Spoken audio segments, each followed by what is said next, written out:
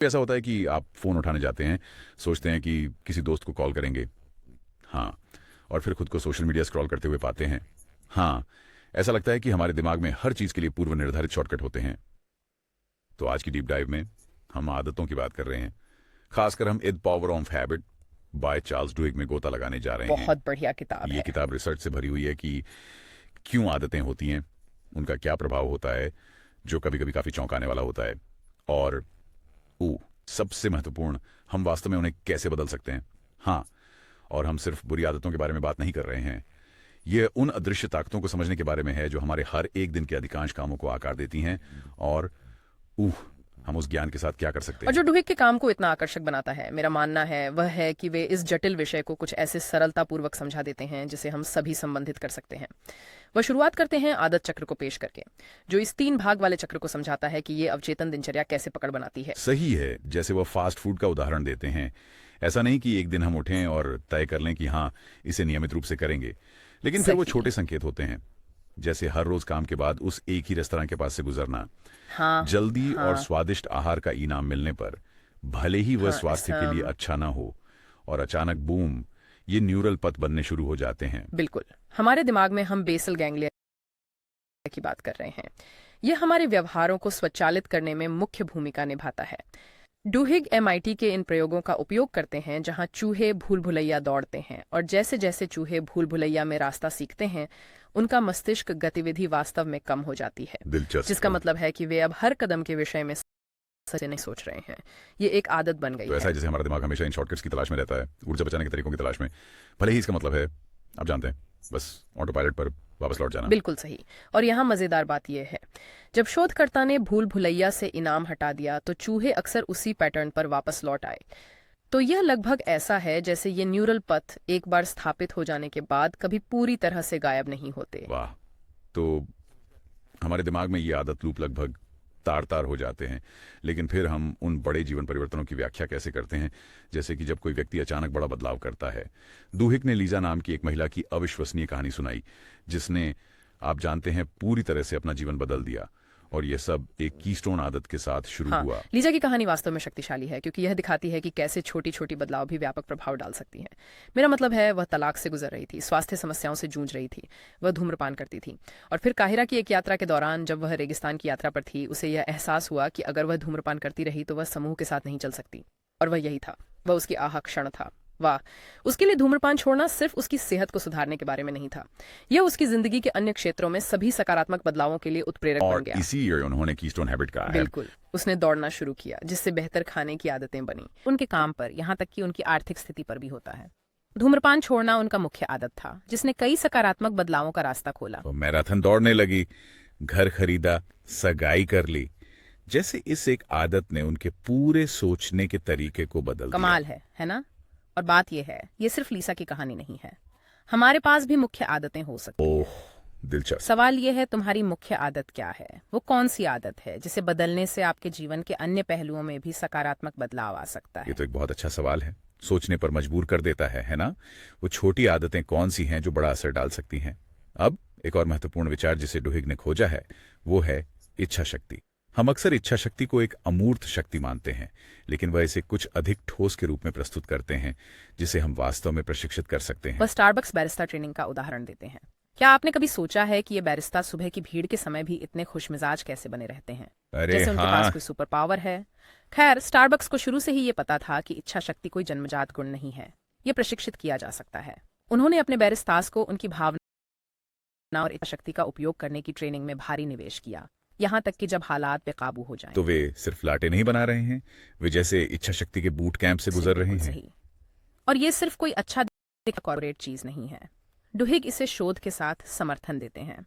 वह एक प्रयोग का जिक्र करते हैं जहां शोधकर्ताओं ने छात्रों को ताजे बेक किए गए कुकीज के द्वारा लुभाया और फिर उन्हें एक असंभव पहेली। ओह यार, मुझे समझ में आ रहा है कि ये कहाँ जा रहा है। जिन छात्रों ने कुकीज का प्रतिरोध किया, उन्होंने पजल को जल्दी से छोड़ दिया। उनकी इच्छा शक्ति खत्म हो चुकी थी। एक मांसपेशी की तरह है, अगर आप इसे ज्यादा इस्तेमाल करते हैं तो ये थक जाती है।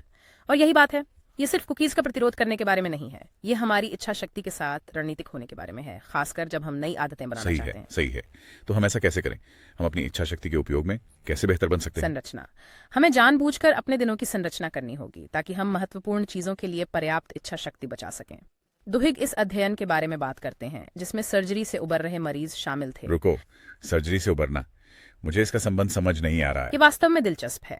मरीजों से पूछा गया था कि वे सर्जरी के बाद दर्द को कैसे संभालेंगे, इसके लिए योजनाएं बनाइए। सरल चीजें जैसे कि वे पहली बार कब कदम उठाएंगे या बाथरूम तक कब चलेंगे। ओह, दिलचस्प। तो वे मूल रूप से उस असुविधा से निपटने के लिए एक रोड मैप बना रहे हैं। और जिन्होंने पहले से योजना बनाई थी वो मरीज ज्यादा तेजी से ठीक हो गए। वे दर्द से जूझने में अपनी कीमती इच्छा शक्ति बर्बाद नहीं कर रहे थे। उन्होंने पहले ही तय कर लिया था कि वे इसे कैसे संभालेंगे। वाह, तो उन्होंने पहले से ही विचार कर लिया उन पलों का जो इच्छा शक्ति को कमजोर कर सकते हैं। ये विचार उत्तेजक है। सोचो अगर हम इसे अपने जीवन के अन्य क्षेत्रों में लागू करें। हाँ, कल्पना करो कि अगर हम उन पलों के लिए पहले से योजना बना सकें जब हमें पता है कि हमारी इच्छा शक्ति की परीक्षा होगी। यह तो एक गेम चेंजर है।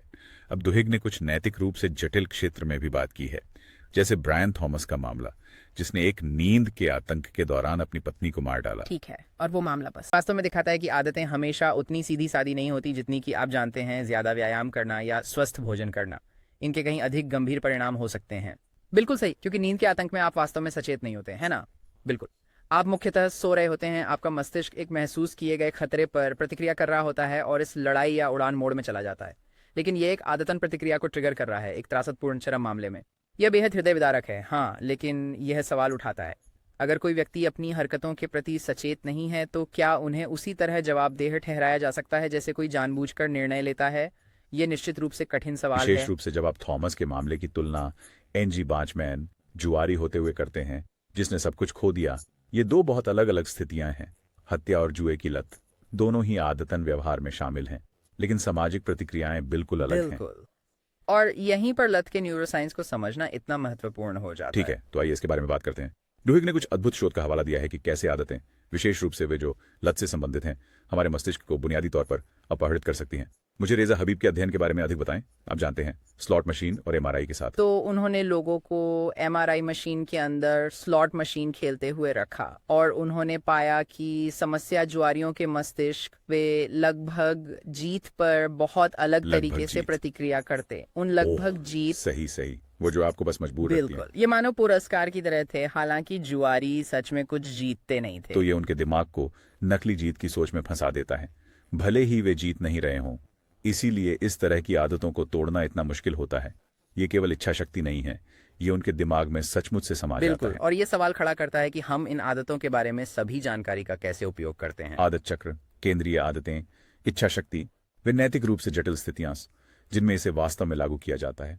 हमारे श्रोता इस जानकारी का क्या कर सकते हैं? बिल्कुल, निष्कर्ष क्या है? क्योंकि आदतें कैसे काम करती हैं इस पर बात करना एक बात है, लेकिन हम वास्तव में उन्हें कैसे बदलते हैं, है खैर, ना?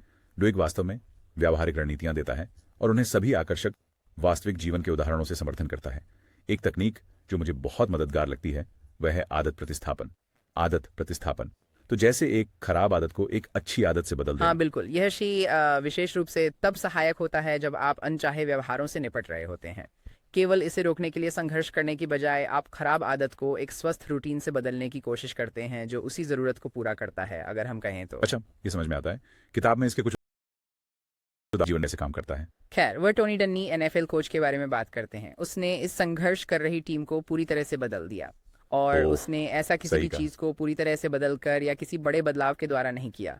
उसने उनकी पुरानी प्रतिक्रियात्मक आदतों को नई सक्रिय आदतों से बदलने पर ध्यान केंद्रित। बिल्कुल, उसने उन्हें एक सरल प्रणाली दी, लेकिन इसने उन्हें मैदान पर अधिक रणनीतिक प्रतिक्रियाएं देने के लिए प्रेरित किया। यह काफी प्रभावशाली तो है। वे हारने से जीतने की ओर चले गए। आदतों के बदलाव की वजह से सब कुछ बदल गया। जब आप इसके बारे में सोचते हैं तो ये वाकई शानदार ये है। दिखाता है कि जब छोटी छोटी चीजों को लगातार लागू किया जाता है तो वे कितनी ताकतवर होती हैं। और छोटी छोटी चीजों की बात करें तो एक और रणनीति जिससे मैं वास्तव में जुड़ा हुआ था वह था छोटे छोटे जीत का विचार। यह अवधारणा की प्रगति देखने के लिए आपको बड़े बड़े छलांग लगाने की जरूरत नहीं है। केवल उन छोटी छोटी जीतों पर ध्यान केंद्रित करने से वास्तव में गति बन सकती है। हम जब सब कुछ एक साथ बदलने की कोशिश करते हैं तो सब कुछ इतना भारी लग सकता है बिल्कुल, ना? हाँ। ये उस कहावत की तरह है, 1000 मील की यात्रा एक कदम से शुरू होती है। लेकिन डुहिग इसे और आगे ले जाते हैं। वह कहते हैं कि ये बीच बीच में उन छोटी जीतों को मनाने के बारे में जैसे है। Michael Phelps, Olympic swimmer. Oh हाँ, उसका उदाहरण क्या था? उसके कोच बॉब बोमन उसे उसकी रेस के हर एक विवरण को शुरुआत से अंत तक, उन छोटी जीतों पर ध्यान केंद्रित करते हुए, जैसे कि अगर उसके गॉगल्स लीक हो गए तो उसे क्या करना है देखने का अभ्यास कराते थे। मुझे वह याद है, उन्होंने सब कुछ प्लान ये किया था। रुकावटों की पूर्वानुमान लगाने और उन क्षणों के लिए मानसिक तैयारी करने के बारे में है। ये एक परासिद्धता की भावना पैदा करता है, जैसे मुझे ये आता सिर्फ है। ये कहने से बहुत बेहतर है, चलो अब एक स्वर्ण पदक सही जीतते है। हैं। इसे तोड़ो, छोटी चीजों का जश्न मनाओ। और यह सिर्फ व्यक्तिगत आदतों के बारे में नहीं है। हाँ, ये बड़े स्तर पर कैसे लागू होता है? वह बता कि कैसे यह छोटे जीत का सिद्धांत कई सामाजिक आंदोलनों का आधार बना, जैसे कि एक छोटी तुच्छ सी परिवर्तन कैसे चलन पकड़ लेती है और बड़े पैमाने पर परिवर्तन लाती वह है। अमेरिकी लाइब्रेरी एसोसिएशन का उदाहरण देते हैं, हाँ, है ना? बिल्कुल। उनका था कि समलैंगिक मुक्ति आंदोलन की किताबों को फिर से वर्गीकृत किया जाए। जो उस समय शायद एक बहुत ही मामूली बात लग रही होगी। इस छोटे से परिवर्तन ने बदल दिया कि इन किताबों को कैसे देखा गया और किसने उन तक पहुंच बनाई। ये फिर से वही तरंग प्रभाव है। ठीक है, हमने आदत परिवर्तन, छोटे परिणाम पर चर्चा कर ली है। और उन योजना इरादों के बारे में क्या? वो एक दिलचस्प विचार था, लेकिन मुझे थोड़ी ताज़ा करने की जरूरत ये है। वास्तव में बहुत सरल है। ये आपकी आदतों के बारे में बेहद स्पष्ट होने के बारे में है। तो सिर्फ ये कहने के बजाय कि मैं ज्यादा व्यायाम करना चाहता हूँ, आप कहते हैं जब मैं कल सुबह 7 बजे उठूंगा तो मैं अपने जूतों को पहनकर दौड़ने जाऊंगा। तो आप फैसला लेने का वह क्षण हटा देते हैं, आपने पहले ही निर्णय ले लिया है। सही। जब और कहाँ का निर्णय लेकर आप पुराने पैटर्न में वापस गिरने की संभावना नहीं रखते। ये एक अनुबंध की तरह होता है, लेकिन खुद के साथ।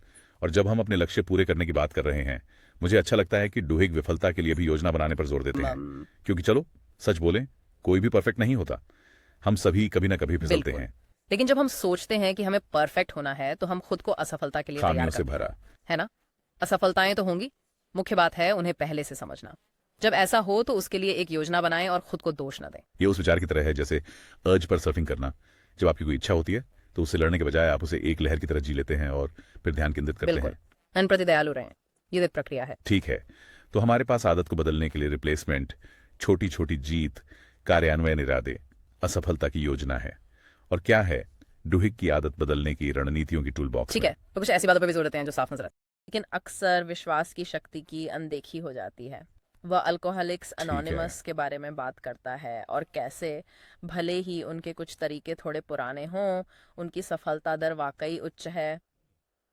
आपको क्या लगता है कि ऐसा क्यों है? ये सिर्फ 12 कदमों के बारे में नहीं है। ये सामुदायिक पहलू और विश्वास है जो ये दिखाता है कि बदलाव संभव है, कि वे अपनी चुनौतियों में अकेले नहीं हैं। वह विश्वास ही एक आत्मपूर्ण भविष्यवाणी बन तो जाता है। सही उपकरण और रणनीतियां रखना पर्याप्त नहीं है, हमें यह भी विश्वास करना होगा कि हम कर सकते हैं। बिल्कुल, और यह सब पर लागू होता है। स्मोकिंग छोड़ने से लेकर स्वस्थ खाने तक अधिक उत्पादक बनने के लिए विश्वास आवश्यक है। ये अद्भुत रहा है। हमने ये देखा कि हमारे दिमाग में इन आदतों के काम करने से लेकर विश्वास की शक्ति तक का सफर तय किया है। लेकिन और भी कुछ है जो समझना बाकी है ना? हमने मुख्य रूप से व्यक्तिगत आदतों पर ध्यान केंद्रित किया है, लेकिन दुहिग ने इन संगठनात्मक आदतों की भी दिलचस्प दुनिया को भी देखा है। बिल्कुल, उन आदतों ने आकार दिया है कि कंपनियां और यहाँ तक कि पूरी इंडस्ट्री काम कैसे करती है। वो तर्क करते हैं कि इन संगठनात्मक आदतों को समझना उनकी सफलताओं, उनकी असफलताओं और उनके बीच की हर चीज को समझने की कुंजी मुझे एक है। उदाहरण दीजिए, ऐसी कौन सी कंपनी है जिसने सारी संगठनात्मक आदतों को सही तरीके से समझ लिया है? अल्कोआ एल्यूमिनियम की दिग्गज कंपनी। जब पॉल ओनील ने 1980 के दशक में सीईओ के रूप में पदभार संभाला तो हर कोई सोचता था कि वह, आप जानते हैं, एल्यूमिनियम उत्पादन पर ध्यान केंद्रित करेंगे। सही, लेकिन उन्होंने सबको चौंका दिया जब उन्होंने श्रमिक सुरक्षा को अपनी सर्वोच्च प्राथमिकता बना दिया। दिलचस्प। श्रमिक सुरक्षा, ये विषय इतना आकर्षक नहीं है। सही है, लेकिन उसने सच में विश्वास किया कि अगर वे एक सुरक्षा संस्कृति बना सके अपने आप हो जाएगा। और उसने इसे फिर उनकी क्या हुआ? प्रमुख आदत बना दिया। ये काम कर गया। न केवल अल्कोआ की सुरक्षा रिकॉर्ड में जबरदस्त सुधार हुआ, बल्कि उनकी उत्पादकता बढ़ गई, उनके मुनाफे में इजाफा हुआ, वे अपने उद्योग में अग्रणी बन गए क्योंकि उसने कार्यकर्ता सुरक्षा। यह अविश्वसनीय है। एक छोटा सा परिवर्तन, बड़ा प्रभाव। सही है, और मुझे लगता है कि यह नेतृत्व का एक शक्तिशाली उदाहरण है। ये केवल महत्वाकांक्षी लक्ष्यों को सेट करने के बारे में नहीं है, ये उन प्रमुख आदतों को खोजने के बारे में है जो सही व्यवहार पैदा करेंगी और अंततः उत्कृष्टता की संस्कृति ठीक है, बनाएंगी। ये बहुत प्रेरणादायक है, लेकिन मेरा अंदाजा है कि यह हमेशा इतना आसान नहीं होता। मेरा मतलब है, दुहिग संगठनात्मक आदतों के संभावित नकारात्मक पहलुओं के बारे में भी बात करते हैं, है ना? जब ये आदतें उल्टी हो जाएं तो क्या होता हाँ, वह लंदन के किंग्स क्रॉस फायर की दुखद उदाहरण है? लाते ओह, हैं। सही, वो भयानक था। 31 लोग मारे गए। यह इस बात की ठोस याद दिलाता है कि सबसे अच्छे इरादों के बावजूद दिनचर्या का अनपेक्षित और वास्तव में भयानक परिणाम हो सकता और है। उस मामले में क्या वे जर्जरी हुई दिनचर्याएं नहीं थी? वे अनकही नियम जो वास्तव में उनकी प्रतिक्रिया में बाधा बने थे। बिल्कुल। उन अनकहे नियमों के बारे में कौन जिम्मेदार है? वे कठोर पदानुक्रम ने किसी को भी कार्रवाई करने से रोक दिया जब वह आग पहले भड़क उठी। ये याद दिलाता है कि हम केवल इन आदतों को सेट नहीं कर सकते, चाहे वे व्यक्तिगत हों या संगठनात्मक, और फिर उन्हें भूल सकते हैं। हमें लगातार पुनर्समीक्षा करनी होगी, सुनिश्चित करना होगा कि वे अब भी हमारी सेवा कर रहे हैं, और जब चीजें बदल जाएं तब अनुकूल होने के लिए तैयार रहना ये होगा। संतुलन पाने के बारे में है। आप जानते हैं, निश्चित रूप से उन प्रमुख दिनचर्याओं को बनाए रखते हुए संरचना और कुशलता, लेकिन साथ ही लचीलापन। तो स्थिरता और अनुकूलनशीलता। समझ गया। अच्छा, तो डुहिग व्यक्तिगत आदतें, संगठनीय आदतें कवरेज करता है, लेकिन वह यही नहीं रुकता है ना। वह इसे आगे ले जाकर आदतों को कैसे उपयोग किया जा सकता है, हमारे व्यवहार की भविष्यवाणी करने और यहाँ तक कि उसे नियंत्रित करने के पूरे संसार में ले जाता है। हाँ, वह समझाता है कि कंपनियां इस सारे डेटा का उपयोग कर हमारे आदतों को पता लगा रही हैं, यहाँ तक कि वे भी जिनका हमें एहसास नहीं होता। ठीक है, यहाँ पर ये थोड़ा डरावना हो हाँ, जाता है ना। इन कंपनियों को हमारे बारे में वास्तव में कितना पता है? मुझे एक उदाहरण दो। वह टारगेट का उदाहरण देता है और कैसे उन्होंने खरीद इतिहास का विश्लेषण किया और उन उत्पादों की पहचान की जो गर्भावस्था में महिलाएं अक्सर शुरुआती समय में खरीदती रुको, हैं। वे केवल शॉपिंग कार्ट से बता सकते थे कि कोई गर्भवती है या नहीं। बिल्कुल। और फिर उन्होंने इस जानकारी का उपयोग उन ग्राहकों को लक्षित विज्ञापन भेजने में किया। अक्सर उन महिलाओं ने अपने परिवार को भी नहीं बताया था। वाह, ये दिलचस्प है और थोड़ा अस्थिर करने वाला भी है, जैसे कि हम यहाँ रेखा कहाँ खींचे। सही है, ये डेटा विश्लेषण की शक्ति का शानदार उदाहरण है, लेकिन उन नैतिक विचारों की भी कितनी महत्वपूर्णता ये उन है। विज्ञापनों की तरह है जो इंटरनेट पर आपका पीछा करते रहते हैं। सही, ये जादू नहीं है। वे बस इन डिजिटल निशानियों को पहचानने में बहुत अच्छे हैं जो हम पीछे छोड़ते और हैं। ये सिर्फ खरीदारी नहीं है ना। संगीत उद्योग भी यही तकनीक इस्तेमाल कर रहा है, ये भविष्यवाणी करने के लिए कि कौन से गाने हिट होंगे। तो हमारी आदतें मूल्यवान हैं, मैरी। भले ही कंपनियों के लिए ये सिर्फ डेटा पॉइंट्स हों। और देखो, ये हमेशा बुरी बात नहीं होती। इन पैटर्न्स को समझने से बेहतर उत्पाद और अधिक प्रभावी मार्केटिंग बन सकती है। दुहिक कहते हैं कि इसे अच्छे कामों के लिए भी इस्तेमाल किया जा सकता है। ठीक है, कैसे? वह मॉन्टगोमरी बस बहिष्कार की बात करते हैं। आप जानते हैं, नागरिक अधिकार आंदोलन का एक महत्वपूर्ण क्षण। रोजा पार्क्स के हाँ, साथ उन्होंने तर्क दिया कि इसकी सफलता सिर्फ उनके एक विद्रोही कार्य के कारण नहीं थी। ये काले समुदाय की मौजूदा सामाजिक आदतों का इस्तेमाल करने के बारे में था। उनकी सामुदायिक भावना। सही, एक दूसरे का समर्थन करने की ये पुरानी आदतें, सामूहिक कार्रवाई के पैटर्न, वे इसे अपनाकर एक आंदोलन बना सके जिसने इतिहास बदल दिया। तो आदतें, चाहे हम हर सुबह अपने दांतों को ब्रश करने की बात करें या आप जानते हैं बड़ी सामाजिक बदलाव, ये बेहद शक्तिशाली वे होती हमारे हैं। चुनावों, हमारे अनुभवों और हमारे चारों ओर की दुनिया को आकार देते हैं। जब आप वास्तव में इस बारे में सोचते हैं तो ये दिमाग हिला देने वाला है। ये वास्तव में हमें यह एहसास दिलाता है कि हम कितने कुछ बिल्कुल। करने में सक्षम ऐसा हैं। लगता है जैसे हम जितना सोचते हैं उससे ज्यादा नियंत्रण में होते हैं जब हम इन अदृश्य ताकतों को समझ लेते हैं। निश्चित रूप से। तो जैसे ही हम पावर ऑफ हैबिट के इस गहरे गोता को समाप्त करते हैं, मेरा मानना है कि इस पुस्तक से मिलने वाला सबक यह है कि ये सिर्फ एक सेल्फ हेल्प बुक से कहीं अधिक है। ये मानव स्वभाव को समझने के लिए एक मार्गदर्शिका की तरह है। सच समझे? में है, और यह सिर्फ विज्ञान के बारे में नहीं है, ये लोगों को उनके जीवन में वास्तव में बदलाव लाने के उपकरण सही देने के कहा। बारे में ये है। आपको यह ढांचा देता है कि आदतें कैसे काम करती हैं, फिर आप इन पैटर्न्स को अपने जीवन में पहचान सकते हैं और फिर आप जानते हैं, कार्रवाई कर सकते ये हैं। ऐसा है जैसे वह कह रहे हों, ठीक है, यहाँ है टॉर्च, अब अपने दिमाग के छिपे कोनों का अन्वेषण करें। बिल्कुल।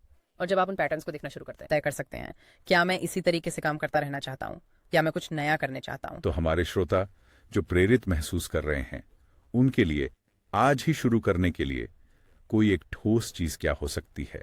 एक आदत चुनें, बस एक, जिसे आप बदलना चाहते हैं। सब कुछ एक साथ बदलने की कोशिश न बिल्कुल करें। सही। छोटे से शुरू करें। ये कुछ साधारण हो सकता है, जैसे सुबह सबसे पहले 1 गिलास पानी पीना या सोने से पहले 5 मिनट ध्यान करना। छोटी छोटी चीजें जो आपको अच्छा महसूस कराएं। बिल्कुल। और वो रणनीतियां याद हैं जो हमने बात की थी? आदत बदलाव, छोटे जीत, क्रियान्वयन इरादे। जो भी आपके साथ जुड़ता है उसे आजमाएं। और मत भूलो, आपको विश्वास करना होगा कि आप इसे कर सकते हैं। बहुत जरूरी है। ये सिर्फ करने के बारे में नहीं है, बल्कि विश्वास करने के बारे ये में उस है। कहावत की तरह है, चाहे आपको लगे कि आप कर सकते हैं या नहीं कर सकते, आप सही हैं। बिल्कुल सही। अब सोचें, अगर अब भी इसको सुन रहे हर किसी ने एक छोटी आदत को बदलने का सचेत प्रयास किया। इसका क्या असर पड़ सकता है? बिल्कुल, सोचो इस बारे में। ये बड़ा हो सकता है, क्योंकि हम सिर्फ अपनी जिंदगी नहीं बना रहे हैं, हम अपने आसपास के लोगों को भी प्रभावित कर रहे हैं। यह एक सकारात्मक परिवर्तन की चेन रिएक्शन की तरह है। बिल्कुल। यह एक अच्छा रिमाइंडर है कि भले ही ये आदतें बहुत गहरी जड़ें जमा चुकी हों और बदलना मुश्किल हो सकता है, हमारे पास अपेक्षा से कहीं ज्यादा शक्ति वास्तव है। में हमारे पास है, और ये एक सशक्त विचार है जिसके साथ समाप्त करना सही रहेगा, है ना? बिल्कुल। खैर, ये शानदार रहा। आज मेरे साथ आदतों के बारे में बातें करने के लिए समय धन्यवाद। हो रहा है। ठीक है, अगली बार तक सबको बाय।